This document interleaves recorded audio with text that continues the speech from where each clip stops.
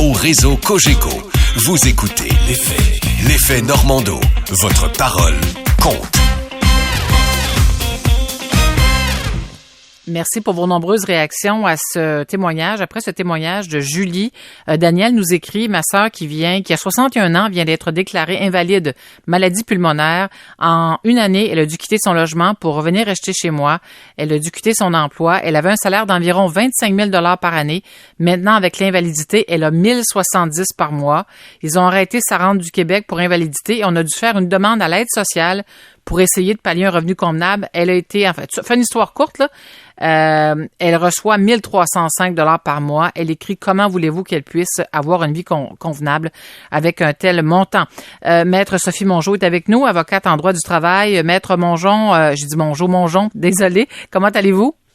Ça va très bien, donc en droit du travail et en justice sociale aussi. Là. Donc, toutes ces causes-là où, effectivement, le citoyen a de la difficulté à revendiquer ses droits. Là. Vous ne devez pas chômer, ma chère, parce que des injustices sur le plan social, en droit du travail, il y en a. Oui, en droit du travail, en droit administratif, en accident d'auto, accident de travail, effectivement, c'est des batailles qui sont très difficiles.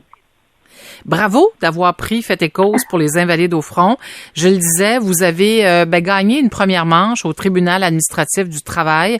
Malheureusement, le gouvernement a décidé de porter en appel la décision. Peut-être nous faire, pour le bénéfice de tous nos auditeurs, un bref résumé. J'ai tenté de le faire, là, mais dans le fond, quel est le principal enjeu ou quelle est la principale objection du gouvernement pour qui l'empêche de modifier les règles du jeu qui permettrait à toutes ces personnes, là, elles sont plus de 70 000 au Québec, à obtenir justice? Oui, bien effectivement, ça revient tout en 2017 quand la Commission des droits des personnes a émis un avis comme quoi que la pénalité qui est imposée aux gens qui recevaient une rente d'invalidité avant 60 ans, donc entre 60 et 65 ans, sont pénalisés au même titre que ceux qui décident de prendre leur retraite volontairement. Si vous voulez prendre votre retraite à 60, vous pouvez le faire, sauf qu'à 65 ans, votre rente de retraite va être diminuée.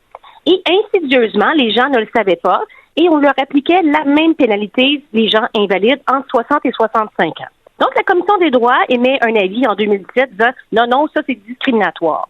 Donc, on était 3 procureurs à plaider le dossier devant le tribunal administratif du Québec. Julius Gray, c'est pas n'importe qui, un revendicateur de la Constitution, et Maître André Laporte. Donc, je suis pas la seule. Ce qui s'est passé, c'est qu'on a obtenu gain de cause en juillet 2023. Mais il y avait eu des reportages qui avaient été faits par la facture dans les années précédentes. Il y avait tellement de monde qui nous appelait qu'à un certain moment donné, on a créé le groupe Les Invalides au front pour permettre aux gens qui sont dans la même situation de se regrouper, d'avoir un endroit où ils ont une voix et pouvoir échanger. Et c'est comme ça que le mouvement est né. Suite à la décision du tribunal administratif du Québec, quand on a obtenu gain de cause, premièrement à Mme Normando, j'ai le goût de vous répondre, c'est une victoire exceptionnelle devant un tribunal spécialisé. D'habitude, c'est des décisions là, qui obtiennent gain de cause uniquement devant les tribunaux supérieurs. Alors, c'était une victoire là, inattendue. Donc, en obtenant ce gain de cause-là, ça faisait en sorte d'abolir la pénalité. Mais malheureusement, justement, le gouvernement l'a porté en appel. On appelle ça un pourvoi en contrôle judiciaire. Et là, on est rendu devant la Cour supérieure. Et si on ne règle pas ça tout de suite, on pourrait évidemment se faire noyer. Cour supérieure, Cour d'appel, Cour suprême. Et évidemment, là, les gens qu'on représente n'ont pas ces moyens-là. Là. Déjà, les avocats, on est tous en pro bono, là. Ah oui, bravo. Quels sont les arguments évoqués par le gouvernement pour éviter, en fait, ils ont porté la décision en appel. Est-ce que c'est des considérations d'ordre monétaire? Qu'est-ce qui fait qu'il y a autant de résistance de la part du gouvernement? Ben, c'est sûr que leur argument est économique. Quand la pénalité a été mise en place en 99, à ce moment-là, 97, on avait 97, on avait une inquiétude pour la pérennité là, de la santé financière de Retraite Québec. Avec le temps, on se rend compte que c'était pas nécessairement le cas. Donc, devant le tribunal, ils n'ont pas réussi à démontrer que c'était une pénalité qui était encore requise. En la portant en appel, je pense que qu'est-ce que le gouvernement craint, c'est la rétroactivité. Évidemment, rétroactif là, les années 90. Ça. Et puis, je pense que l'autre inquiétude, c'est effectivement encore là de ramasser de l'argent dans les fonds communs, alors que c'est pas nécessaire actuellement. Le régime est très viable actuellement. Donc, est-ce que vous seriez ouvert à à négocier avec le gouvernement, à dire, écoutez, oubliez la rétroactivité, là, nous, on souhaite que retirer simplement, tu sais, que la mesure pourrait devenir effective le jour où vous vous entendez avec le gouvernement. Est-ce qu'il y a eu est-ce qu'il y a une ouverture de la part du gouvernement pour négocier ce genre de modalités? Je le souhaiterais sincèrement, mais là, il faut que vous compreniez que voici comment ça se passe. Quand il y a eu la première pénalité, c'était une pénalité de 36 %. Donc, nous, on avait notre cours là en cours de route. Pendant les procédures, ils ont modifié la loi pour la baisser de 18 à 24. J'ai goût de vous dire que c'était une première semi-victoire. Ça a quand même obligé tous les procureurs à refaire toutes les procédures parce qu'ils ont aboli une disposition de la loi puis ils en ont mis un autre. Donc, ça nous a causé des soucis. Et là, en janvier 2024, coup de théâtre, dans le fond, ce qu'ils font maintenant, c'est qu'automatiquement, ils annulent ta rente d'invalidité à 60 ans et ils la transforment en rente de retraite. Donc, j'ai même plus d'arguments pour contester la nouvelle loi qui vient d'être mise en vigueur en janvier parce qu'ils ont aboli la notion d'invalidité et donc c'est basé sur l'âge, puis c'est une discrimination qui est prévue pour tout le monde. Comprenez-vous là l'astuce qui a été faite? Moi, je trouve que c'est une pratique totalement déloyale, là. Oui, c'est ça. Je pense que ça doit se plaider, ça, devant un tribunal, là, le fait que le gouvernement fait indirectement ce qu'il n'a pas pu faire, ce qu'il n'a pas fait directement. Enfin, je suis pas avocate, là, mais j'imagine que vous avez peut-être assez de créativité, d'imagination pour arriver à rédiger un argumentaire qui se tient devant la cour. Il y a un auditeur qui suggère ceci. Votre auditrice, en parlant de Julie, est pénalisée comme n'importe quel contribuable qui prend sa retraite avant 65 ans. Ce qu'il faudrait faire, c'est un programme particulier pour ces personnes, pour les indemniser.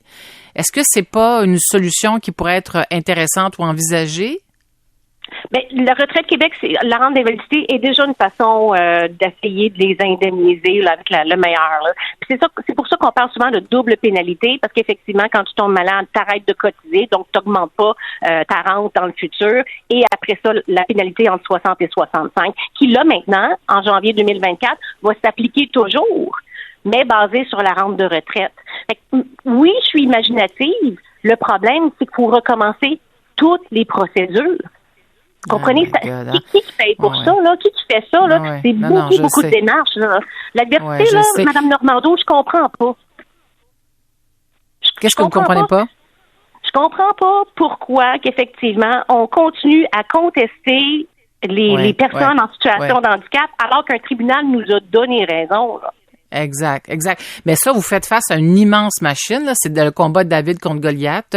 D'ailleurs, Sophie nous trouve épouvantable que le gouvernement gaspille nos taxes et nos impôts en allant en appel parce que ce qu'il faut dire, c'est qu'effectivement, le gouvernement, via le procureur général du Québec, a des moyens dont vous ne disposez pas, là. Ceci étant, vous êtes 3 procureurs à monter au front, vous le faites pro bono. Alors, ça coûte des milliers de dollars, là, parce que les avocats du gouvernement sont payés, là. On s'entend là-dessus. Est-ce que vous avez déjà... Oui, tout à fait, exactement. Et son salaire, tout à fait. Est-ce que vous avez envisagé peut-être, je sais pas, de demander une rencontre avec le ministre des Finances? J'imagine qu'au gouvernement vous répond que c'est judiciarisé, que c'est pas possible. Je sais pas, je suggère ça comme ça, là. Bien, lorsque la décision a été rendue du tribunal administratif du Québec en juillet 2023, on les a rencontrés par la suite pour essayer de les inciter à reculer, à ne pas porter la décision en appel. Malgré tout, ça a eu lieu.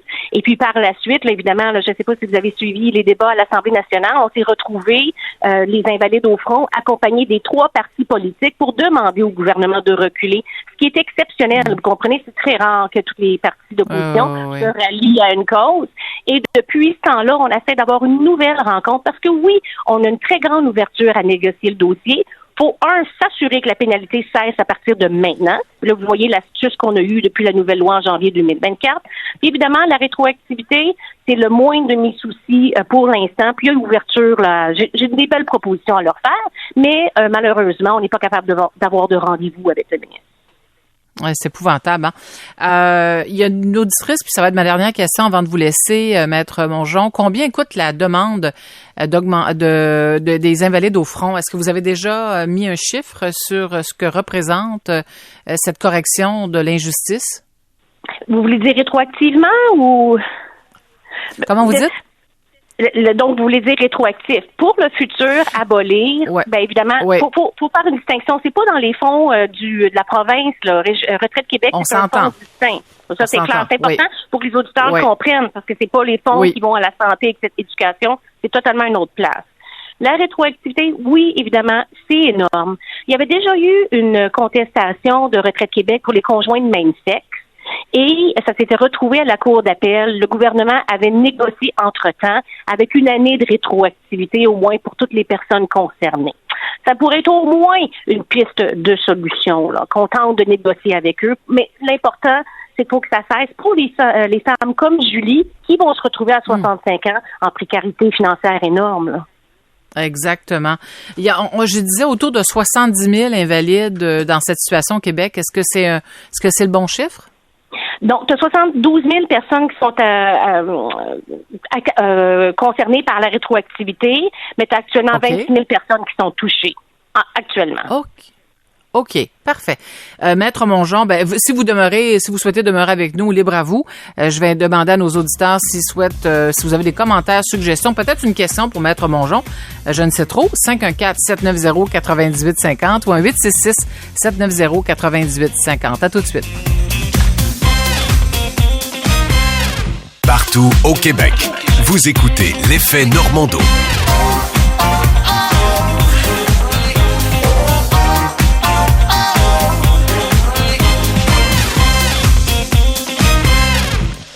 Des cas comme Julie, il y en a de nombreux. Là, vous êtes nombreux à nous écrire. Manon, entre autres, elle est atteinte de fibromyalgie depuis 2012, déclarée invalide RQ à 47 ans. Elle sera doublement pénalisée, 55 ans et 60 ans. D'ailleurs, elle a 2 dossiers avec votre bureau, Maître Mongeon.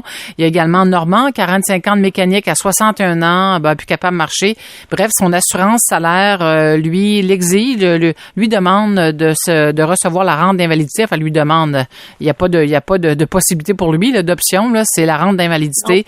Alors, il a 3 hernies au bas du dos avec arthrite et non opérable, aussi un cancer du rein, 64 ans, 65 ans bientôt. Ma rente baissera de 40 %.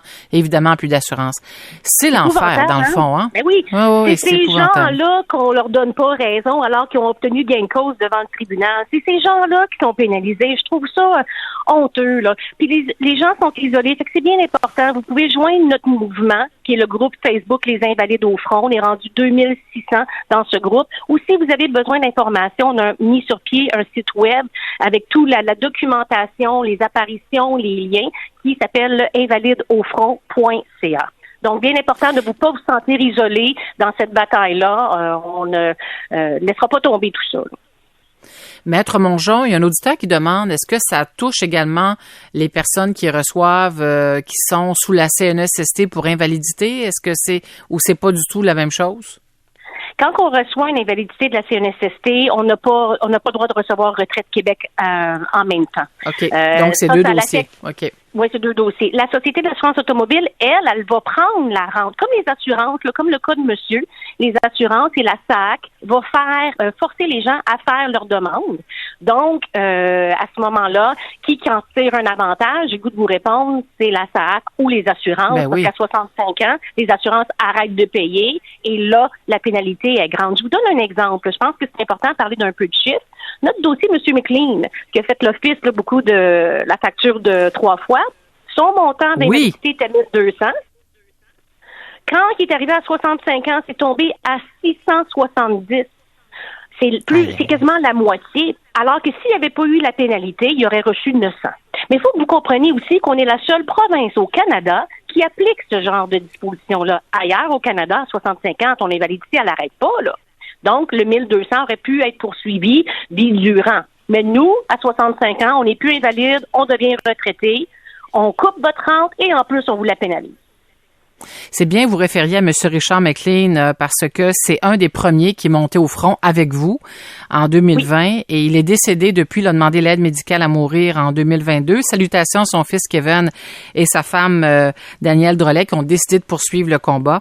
C'est extraordinaire de vous parler en quelques secondes, Maître Mongeon. Pourquoi vous avez décidé de défendre cette cause pro bono? Qu'est-ce qui vous tient le plus à cœur? Ben, j'ai le bonheur d'avoir une bonne santé, d'être habile avec mes mots. J'ai décidé de faire du droit social puis être au service du citoyen. Donc, en choisissant de faire du droit administratif puis du droit social comme ça, je me dis si je le fais pas, qui va le faire? Remarquable. Maître Mongeon, merci énormément de votre participation à l'émission. On continue d'appuyer nos invalides au front. Merci infiniment. Merci à vous. Bonne journée. Au revoir. Elle est formidable, maître Sophie Mongeon, avocate en droit du travail. Elle a dit, là, inscrivez-vous, page Facebook, si vous êtes confronté à cette réalité, ne soyez pas seul dans ce combat très difficile. Après la pause, notre amie Sylvie Lavallée. À tout de suite.